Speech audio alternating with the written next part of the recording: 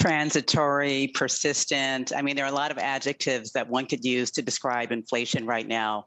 But certainly the inflation is higher than I think anyone expected, and it's likely to be higher for longer than expected. I do think that as we get into the back half of next year, some of the inflationary pressures will abate as the supply chain disruption begins to unwind, right? Hopefully that will be in tandem, hopefully, with a more normalized environment in terms of the pandemic as well.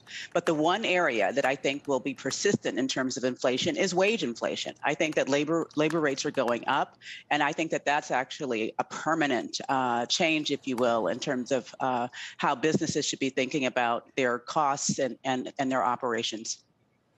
Shri, there's a saying: you don't make a forecast and how long it's going to take at the same time, and you're the master of that. You said 1% for like 12 years or something, and it went there. We finally got there. Now you're at 2%. Are you still at 2%? And how long will you stay with that for the 10-year? How long will you stay with that forecast? And is there a bump along the way that we've run into called Omicron?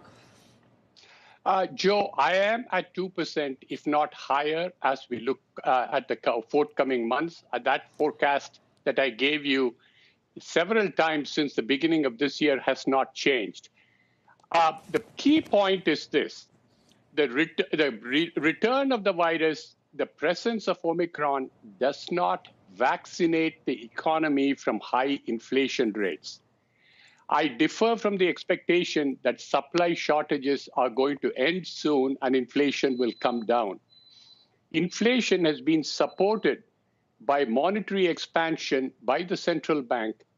They are still buying $105 billion of bonds every month, including mortgage-backed securities, and that in turn is pushing up an already hot housing market.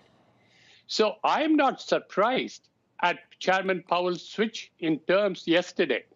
I have been saying to you on your program, it is long overdue. I wish 6 months ago he had abruptly ended bond purchases and increased interest rates in mid-2021. That did not happen. He's paying the price for it. We will all pay the price for it in 2022. Ending supply shortages doesn't do it.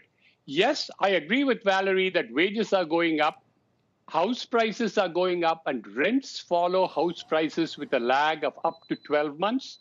So you're going to see 2022 being a year of significant rate increases.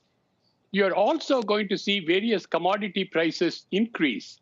So just because you've had a return of the virus, it doesn't mean the economy goes into a recession and therefore you will not have high inflation. That's the lesson we learned from the 1970s. You can have recession and you can have inflation at the same time, and that's what we are staring at, Joe.